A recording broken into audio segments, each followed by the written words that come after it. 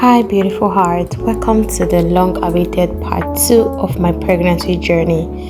Today, I'll be sharing my delivery story, the fears, the prayers, and the joy of holding my baby for the first time. So sit back and don't forget to like, subscribe, and share my videos as well. So sit back and let's dive into the story. So we left the house very early in the morning. Upon arrival, the nurses checked me and confirmed I was 2 centimeters dilated, and it was not really much progress here, but the contraction was starting to feel intense. I was not sent back home anyways, though I was admitted to the ward to wait it out, you get. And but while I was in the ward, I was just scrolling through my phone, and then they brought another woman in, and like the woman's scream were really scary, and I felt chills all over my body. God, I was like, she was just crying out, "Oh God, help me! Oh God, why have that forsaken me?" Like all those kind of screams, and I was scared. I was really scared. Like I've never been that scared in my life, and because of that, I had this phobia of giving birth just overwhelmed me. And the next thing I said was I was telling the nurse that I wanted a C-section and all. And what baffles me most was how the nurses left the woman unattended. They didn't attend to her. They didn't care for her. I was the one. I was going through some slight contractions. I was the one helping the woman get water.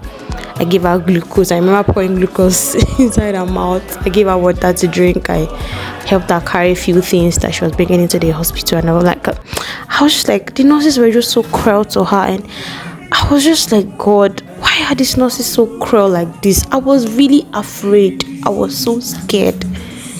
Like, the nurses were not kind at all. They dismissed her pain and even told her to keep short. It broke my heart and made me pray harder for strength, really. And I was so scared that I just told them, please, people will do CS for me. And the next thing, they had to call my husband. And he called me and like, Femi, don't entertain fear. Don't entertain fear. She's not you, you're not her. And don't entertain fear. Just tell God what you want. And I switched to declaring words, and I was praying, and I told God, I don't want these nurses to deliver my child. I don't want them to be around when I'm going to deliver this child. And that was just the prayer that was just going. That was just praying in my heart. I was just praying under my breath. And Yuma was still screaming, and moments later, her baby started crowning. Like that was the first time I would see a baby coming out of a woman. Her baby started crowning, and I had to call the nurses. They were so nonchalant about it. They didn't even answer. The baby crowned and crowned, like the head was just coming out. It was crowning really hard, and I had to scream like, "Can you guys come and help her?"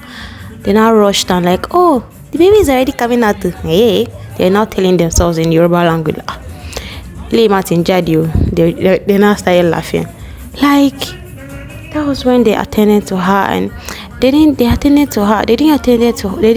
give her this care and love. And Mary J said something in one of her videos. She was like, pregnant women, if you're going for your antenatal and they are not treating you well, change the hospital. If you're going to an antenatal and somebody is yelling at you, shouting at you, change the hospital, because women go through a lot during childbirth. Like they go through a lot of pain. Is it the back pain? Like we go through a lot, and we deserve to be pampered during those moments, really. Not some unfortunate being who just be talking to us like, you get, or be caring for us like they were not paid to do what they were doing. If you don't love your job, don't do it. Why then just like you're just hating them? I don't know. Like I don't even know how I'm gonna put it. And the nurses were just so cruel to her, and I was like, God, wow.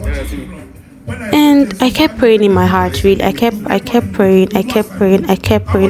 in my heart. And by the time I was 10 centimeters dilated, You could not believe it, guys. Their shifts ended and new nurses came in. I was so happy.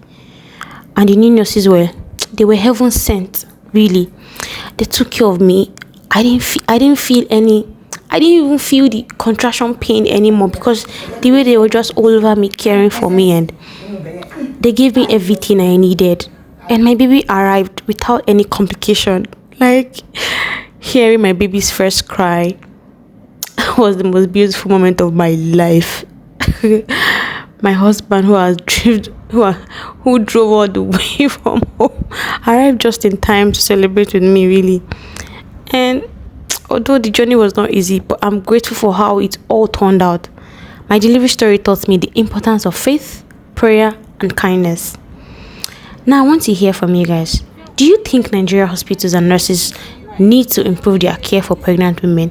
If yes, let's discuss this in the comment section below. And don't forget to like, share, and subscribe to hear more of my